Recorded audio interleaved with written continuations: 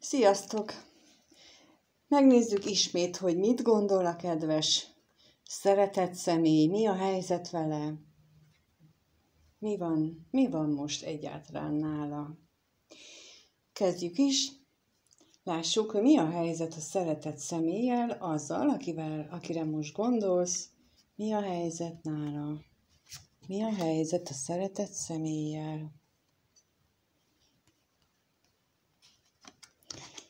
Mi a helyzet a szeretett személlyel jelenleg? Milyen körülmények jellemzik őt?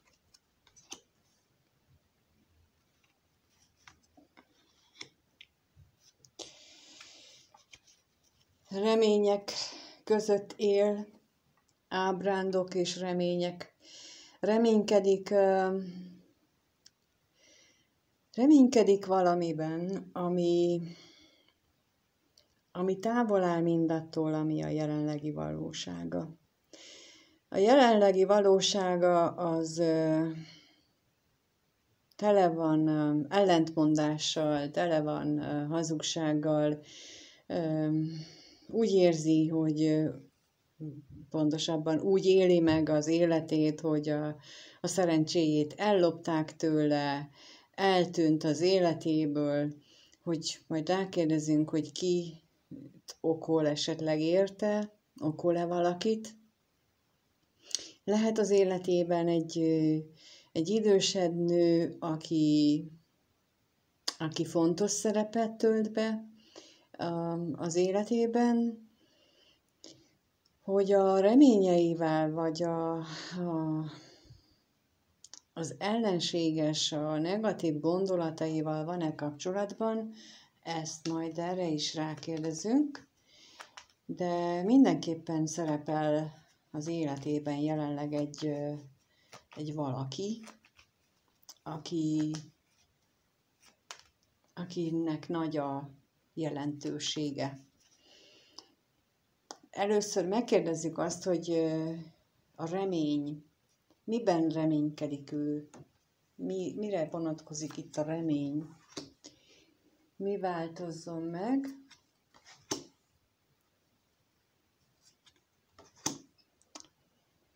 Abban reménykedik, hogy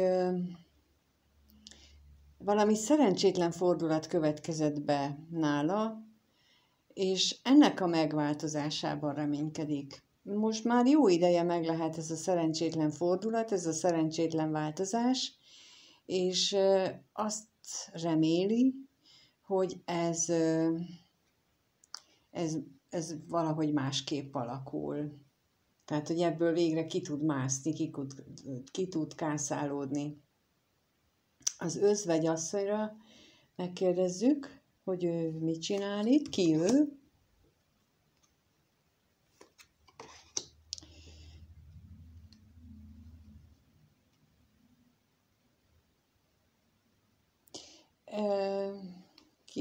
Ki ő? Lehetséges, hogy az ő esetében a ház, ahol ő él, ott van ez a nő, akivel ő kapcsolatban van. És akkor itt most nem a házassági kapcsolatra kell feltétlenül gondolni, a házasság jelölhet, mivel nem kifejezetten arra kérdeztünk rá szerelemre, ő itt jelölhet akármilyen kapcsolatot, szülő-gyermek, tehát lehet ő még a mama hotelben, és akkor így az idősebb nő az anyukáját jelölheti. A lényeg az, hogy ő ezt úgy éli meg, ezzel a nővel a kapcsolatát, hogy elég jó. Pontosabban így a halál és a szerencsétlenség lapjával úgy gondolom, ahhoz összehasonlítva, úgy gondolom, hogy ahhoz képest éli meg jónak ezt a kapcsolódást. De megkérdezzük, hogy mit jelent itt az ellenség.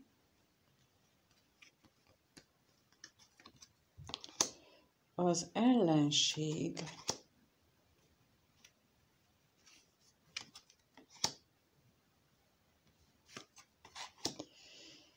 Hát nagyon sokat gondolkodik, valószínűleg az ellenség ő saját magának a össze-vissza gondolataival van kapcsolatban, mert nagyon sokat gondolkodik azon, hogy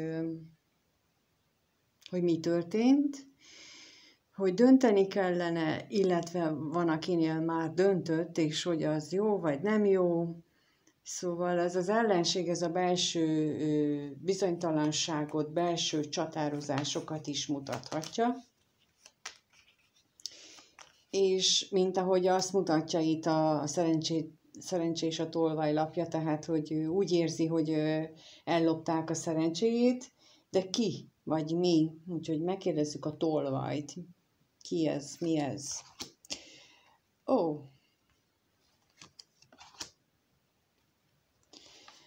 A szerelmes nő és a kevés pénzlapjával, tehát azzal, hogy az ő életéből eltűnt a szeretett nő, vagy nem tűnt el, hanem az vitte el magával az ő szerencséjét, még ezt is jelentheti így ez a lap. Ez attól függ, hogy te ki vagy, illetve ő kire gondol itt. Tehát, hogy a szeretett nő az elvitte a szerencséjét, bár ugye a kevés pénzzel ez azt is jelenti, hogy a szeretett nőből is kevés van, és a szerencséjéből az is kevés van. Jó, megnézzük akkor, hogy ez kire te gondolsz, a szeretett személyed, neki most milyen gondolatok járnak a fejében? Mind gondolkodik ő, azon kívül, hogy eltűntek a vidám dolgok az életéből, a szerencsés élethelyzetek. Tehát ő mind gondolkodik, amikor csak úgy van. Milyen gondolatok járnak az ő fejében mostanában? Megnézzük, hogy milyen gondolatok járnak az ő fejében. Milyen gondolatok járnak az ő fejében mostanában?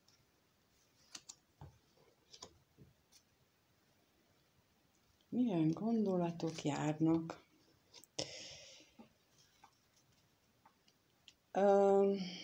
Nagyon szeretné, hogyha a jelenlegi beteges helyzet az hirtelen, váratlanul valami csoda folytán megváltozna. Tehát olyan, mint hogyha a haldokló fölkelne, és akkor már másnap már nincsen semmi baja. Tehát valami ilyenfajta csodára vár, a halállapjával valami ilyenfajta csodát jelöl.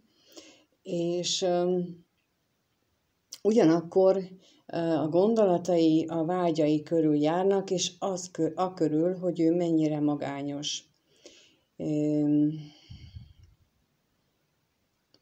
És hogy úgy magányos, hogy úgy kiúttalanul magányos. Tehát nem látja a kivezető utat a jelenlegi helyzetéből, és így egy magába zuhanást él meg már a gondolataiban is. Megkérdezzük, hogy mit jelent itt a betegség. A betegség mit jelent?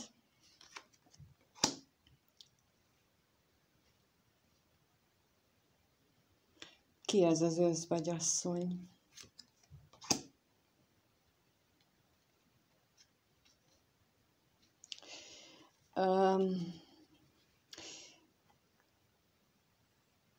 A kevés pénz, én nekem most itt igazából valóban a kevés pénz jelenti. Tehát, hogy anyagilag van neki itt problémája, és ebben az esetben a váratlan öröm az jelentheti azt is, hogy ez az anyagi probléma változom már meg valami bőségesebb időszakká, ugye mind a kettőt jelentheti, és mint az előbb láttuk, hogy az otthonában van neki egy idősebb nő, akire ugye rákérdeztem, hogy ki ez az idősebb nő, tehát ő lehet egy egy világosabb hajó, aki ősz is lehet világos hajó, tehát azt is jelentheti, hogy őszhajó, de minden esetre egy világosabb hajó nőt jelent, aki, aki gondolom nem örül ennek a pénztelenségnek, akkor így mondom. Tehát aki még inkább megbetegíti azzal kapcsolatban, hogy nincs elegendő pénz. Legalábbis annyi nincsen, mint amennyit szeretnének. Lehet, hogy így minimálisan van, de úgy annyi, amennyit ők szeretnének, nincsen. Mit jelent itt a halál az ő gondolataiban? A halál mit jelent itt?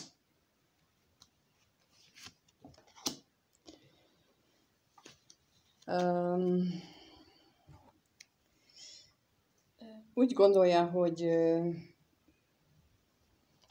a reménykedés is félelemmel tölti el, illetve bármiben reménykedne, az úgyis szerencsétlenül alakulna. Úgyhogy itt a félelem és a reménnyel én erre gondolok, hogy ő most annyira maga alatt van, és annyira padlón van így a gondolatai szintjén,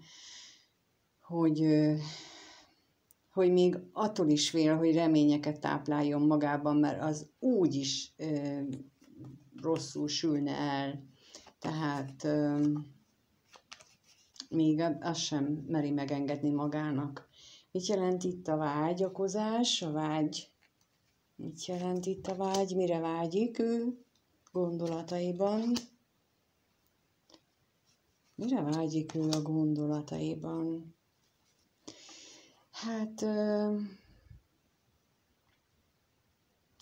nagyon sokat gondolkodik rajta, hogy olyan, mintha elvesztené a házát.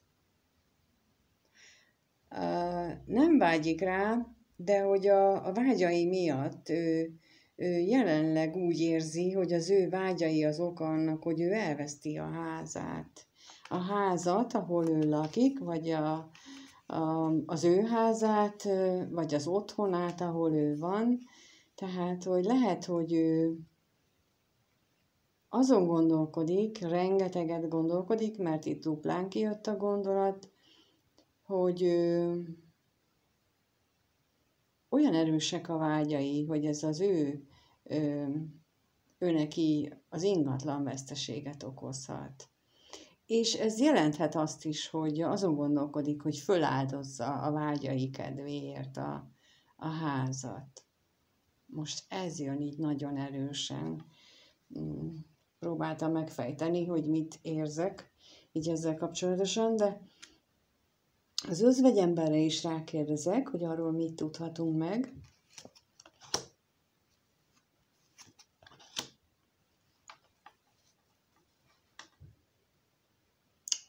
A gyermek és a házasság lapja.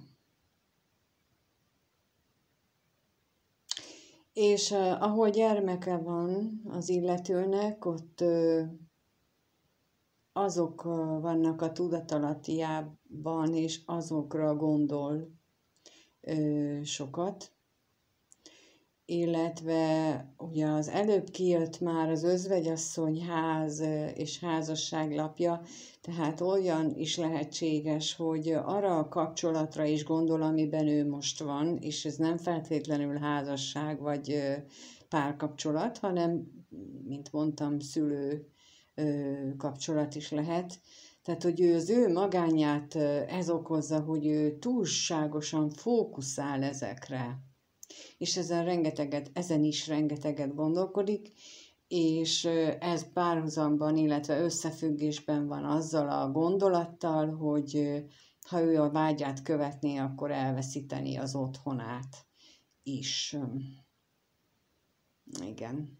Úgy látom, vagyis úgy jön nekem, hogy ez így, ez a kettő így nagyon összefügg az ő gondolatában. Jó, megnézzük akkor azt, hogy milyen érzések vannak ő benne most. Milyen érzések vannak ő benne most.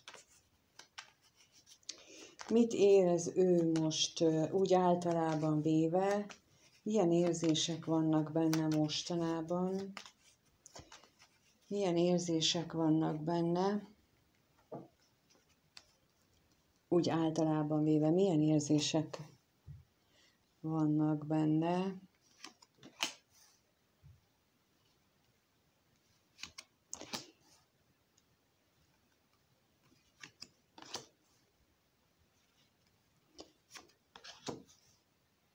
A központi érzés nála az a pénz körül jár.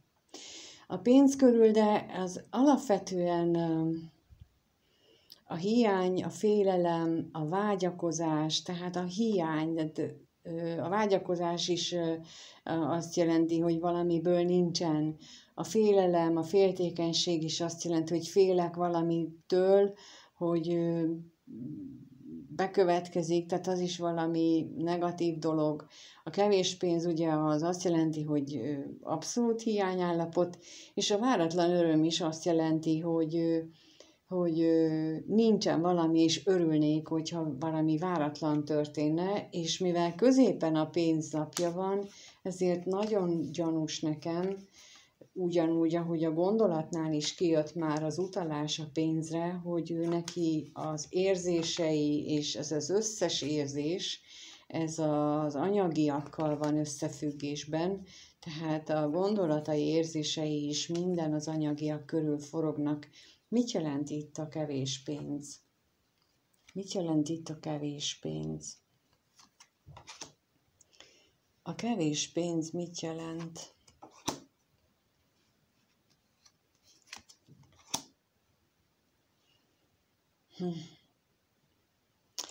Arra gondol, vagy azt érzi pontosabban, hogy az a kellemes kis munkahely, vagy az a kellemes kis munka, amit ő eddig végzett, az valahogy elveszett, megszűnt, és emiatt van most az, hogy nincs pénz. És mit jelent itt a féltékenység? A féltékenység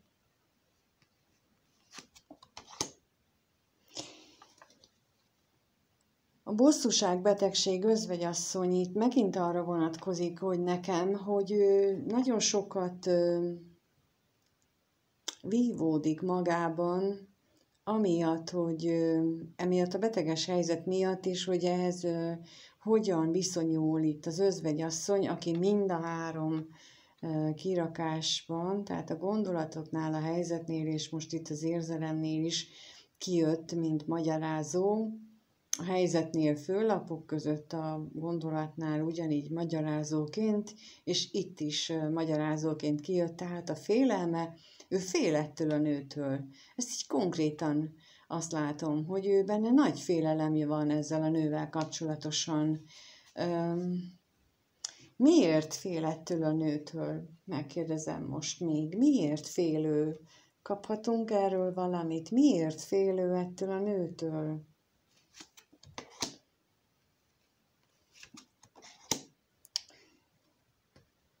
Hoha.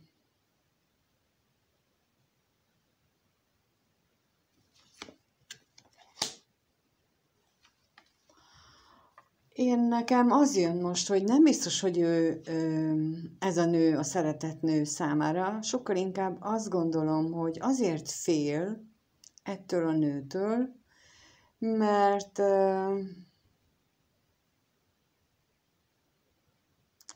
döntenie kellene a szeretett nő és a hűsége között, vagy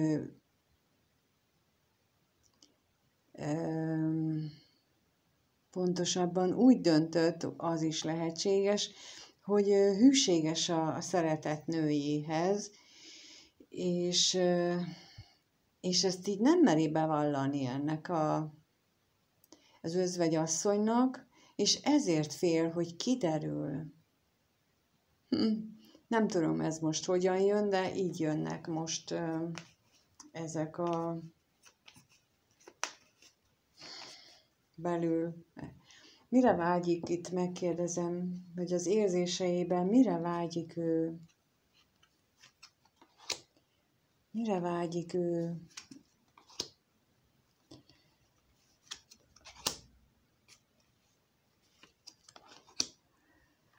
Nagyon sokat gondol egy találkozásra, beszélni erről a találkozásról, úgyhogy ezt a belső csatározását, ezt ő fel tudná oldani, és ez a vágyakozás ez erre irányul, hogy ő szeretne egy találkozást. Kivel szeretne ő találkozni? Megkérdezem itt még, kivel szeretne ő találkozni? Kivel? A szerelmével. Elég egyértelmű volt itten, hogy ő a szerelmével akar találkozni. Jó. Megkérdezem akkor most a veled kapcsolatosan, hogy gondol-e rád? Illetve mit gondol, hogyha rád gondol? Magam is meg szoktam lepődni, és most azért volt ez a lélegzetvételnyi szünet, mert annyira meglepődök, amikor így egyértelműen kijön az, hogy kire vágyik, és kijön rá a szerelemlapja, hogy ez nagyon megdöbbent engem is, hogy milyen egyértelmű válaszokat tudok kapni néha. Most azt kérdezzük meg, hogy te, ha rád gondol, akkor mit gondol rólad? Mit gondol, ki vagy te az ő számára? Ki vagy te az ő számára?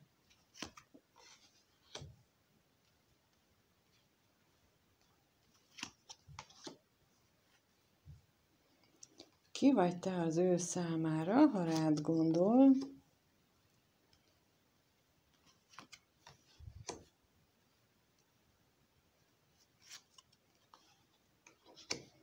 Szóval te vagy a világos hajú nő.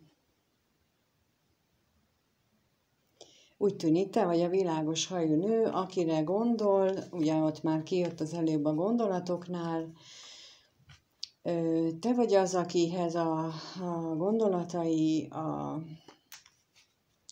a kommunikációja őt vinnék, de te vagy az, aki roppant nagy ellentmondást generálsz benne, saját magával kerül szembe, amikor csak rád gondol, és ez nagyon negatívan éli meg.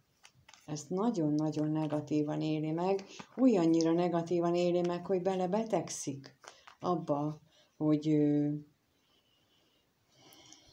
hogyan tudna veled beszélni, illetve a veled való kommunikáció az mennyire fontos a számára, és ettől belebetegszik ebbe, hogy ebbe az ellentmondásba, a saját belsejében lévő ellentmondásba, ugyanakkor te rólad pedig azt gondolja, hogy te nagyon szomorkodsz miatta. Te nagyon szomorú vagy. Mit jelent itt az utazás? Megkérdezem. Veled kapcsolatos gondolataiban az utazás mit jelent? Félelmeket él meg, és nagyon mély, nagyon nagy félelmeket. Mitől fél? Kitől fél? Mitől vagy kitől fél? A saját gondolataitól? Mire gondol?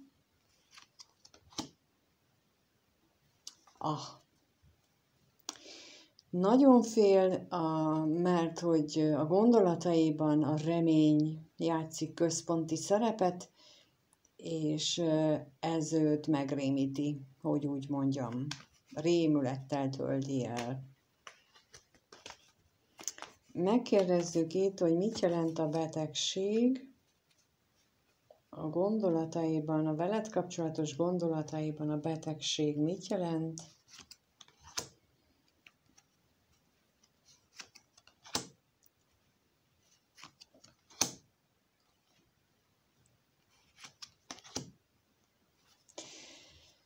szerelembe betegedett bele, azért, mert hogy vége van ennek a szerelemnek, mert ő a háza mellett döntött, akármit is jelent, vagy egy ház mellett döntött, és ebbe belebetegszik. Bele van betegedve, de nagyon. És ha rád gondol, ez jut az eszébe. Úgyhogy az előbb, amikor kijött a szerelemlapja, sok esetben lehetséges az, hogy rád gondol, amikor a szeretett személyre gondol. Jó, akkor megnézzük azt, hogy mit érez veled kapcsolatban. Megnézzük azt, hogy ő mit érez veled kapcsolatban. Mit érez ő veled kapcsolatban? Mit érez ő veled kapcsolatban? Milyen érzései vannak irántad? Mit érez ő veled kapcsolatban?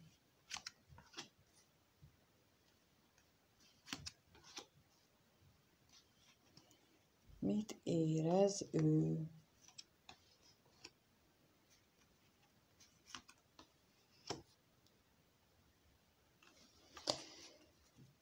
Szeretne veled kommunikálni, és ugyanakkor azt is érzi veled kapcsolatban, hogy ő nagyon mélyen kötődik hozzád. Nagyon úgy érzi, hogy úgy érzi, mintha ő valahogy esküdtett volna neked, vagy feléd, vagy tehát olyan, nem tudom, hogy történt-e ígéret, de olyan, mintha ő valamiféle ígéretet tett, hogy te kell lesz neki. És tele van félelemmel. Tele van félelemmel a találkozás miatt, illetve a találkozások hiánya miatt, illetve azok miatt, a veszteségek miatt, amit ezek miatt megél. De majd még ezekre mindjárt rákérdezünk, de így az érzéseiben nekem ez jön most, hogy ő úgy érzi, hogy ő melletted köteleződött el. Te kell lesz neki. Akkor is te kell lesz. Lássuk akkor, hogy mit jelent itt az üzenet. Az üzenet mit jelent?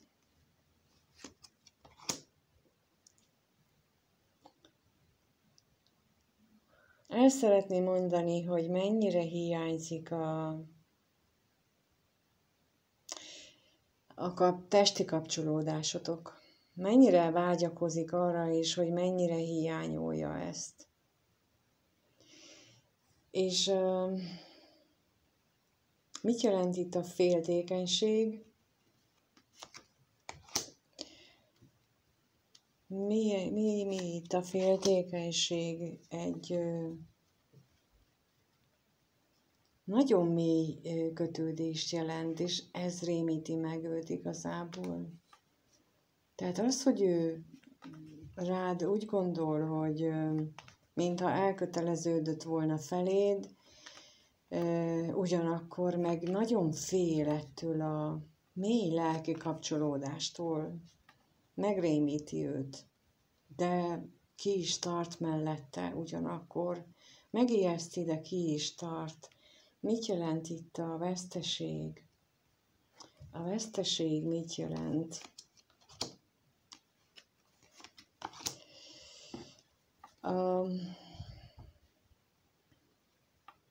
A veszteséget, a szerelmének a veszteséget jelenti, érzéseiben nagy veszteséget él meg a szerelemmel kapcsolatosan, szomorú, és hogyha te egy szőkenő vagy, akkor azt is jelölheti, hogy téged jelöl, de nem véletlenül nem jelöl szerelmes nőként, mert ő nem biztos abban, hogy te még a szerelmes nő vagy a számára.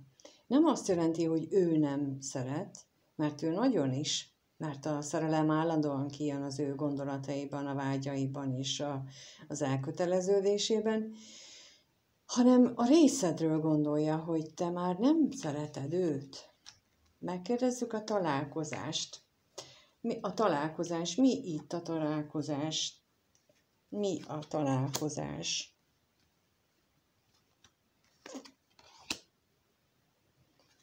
Igen, ahhoz, hogy találkozhassatok, ahhoz ő neki hazudni kellene ennek az idősebb nőnek, aki már ugye mindenhol kijött az ő helyzeténél, gondolatainál, érzéseinél, tehát aki őt leuralja, hazudni kellene, és úgy tűnik, hogy ő nem akar hazudni. Jó, hát akkor most már csak az maradt hátra, hogy megkérdezzük, hogy fog-e veled kapcsolatosan, fog-e valamit csinálni, vagy nem. És akkor elmondom közben, amíg keverem, hogy elindult a csatorna tagok számára is, oda egy nappal előbb felkerül ez a videó, reklámmentesen, mint ahogy a nyilvánosságra kerül, azon kívül, akik a héten a 2-es szintű csatornatagságot választják, egyrészt induló bónuszként, másrészt, hogy egy napon érte el a 3000-es feliratkozó számot a csatornán, ezért a héten, aki így második szintű vagy magasabb szintre lép tagként, nekik ingyenes egyéni kártyavetést ajánlottam fel, tehát arra lehet jelentkezni, és a tagságban, aki belép, ott a bejegyzések között megtalálhatja a linket, a leírást, hogy hogyan lehet ezt igénybe venni, és nagyon köszönöm mindenkinek a feliratkozást is, meg a jelenlétet is. Ha tagként támogat, azt is oda tettem már ki ilyet, hogy a szeretett nyelvről, ami a párkapcsolatoknak a legegyszerűbb, de nagyon nagy erejű változást tudja létrehozni, hogyha ezt így az emberek így tudják, tehát hogyha figyelnek rá, és csak eleinte kell figyelni, aztán utána az életüknek a részévé válik, csak mivel ezt nem tudjuk, nem ismerjük, ezért szokatlan, és erről tettem fel oda egy videót,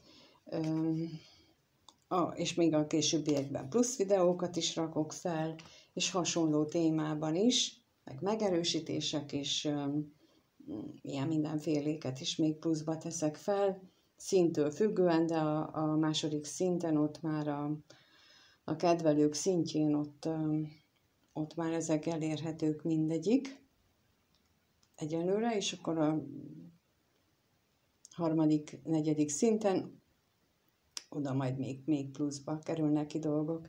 Jó, akkor folytatjuk a kirakást. A kérdésem az, hogy mire lehet számítani az ő részéről, fog-e feléd valamilyen lépést tenni a következő 1-2 hétben? Tehát tesz-e valamit feléd, valamilyen lépést, hát mi várható köztetek, lesz-e valami köztetek a következő 1-2 hétben?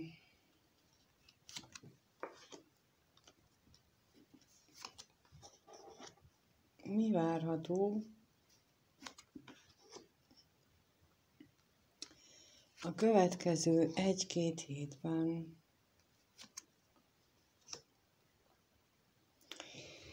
Hát az ő vágyai, ha lehet azt mondani, még tüzesebbek, még szenvedélyesebbek lesznek, mint amennyire most is azok.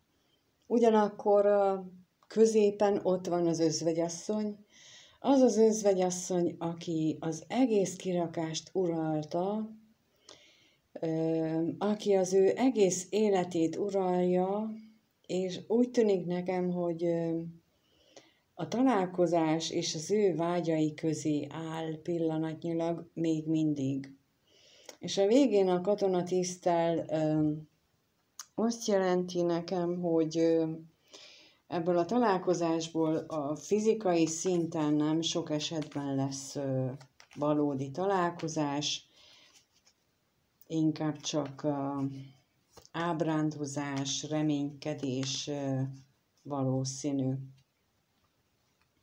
Megkérdezzük még, mit jelent itt ez a szerencsétlenség. Persze, mit mutat még, mit tudhatunk még róla. Igen, nagyon erős és nagyon kitartó benne ez a mély szenvedély, amit ő érez irántad és a vágyakozással együtt. A találkozásról mit tudhatunk meg? A találkozásról mit tudhatunk meg? Nagyon szeretne beszélni róla, nagyon szeretne legalább beszélni, ha találkozni nem is. És mit tudhatunk meg a katonatisztről? A katonatisztről. Hát annak ellenére, hogy távolságot jelöl, tehát fizikai távolságot is, annak ellenére benne él a remény. Tehát itt én nekem az jön, hogy nem másra fókuszál, már nem az elvesztett valamiére fókuszál, hanem a reményt. Most valahogy nekem pont olyan szögbe látom, mintha a tekintete a reményre esne, és nem a sírkövet nézni.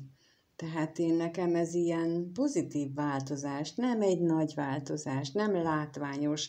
Lehet, hogy csak én látom bele, de ez egy olyan változás az én látásom szerint, hogy végre már a reményt figyeli, és ez bennem valami nagyon jó, pozitív érzést vált ki, hogy a reményre fókuszál, hogy azzal kezd el foglalkozni. Lehet, hogy nagyon távoli, de már nem a sírkövet bámulja. Megkérdezem még itt ezt az özvegyasszonyt, hogy mit csinál ott középen? Mit csinál itt ez az özvegyasszony középen? Ki ez? Mi ez? Vagy mit tudhatunk meg róla? Ki ez? Mi ez?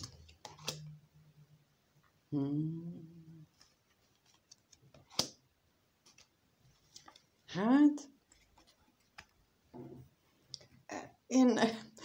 erről most az jött így, hogy ő elég sokat papol. A pénz miatt, a hiányzó pénz miatt ő elég sokat papolhat ott, ahol vannak, és ezzel a papolásával, ezzel a állandó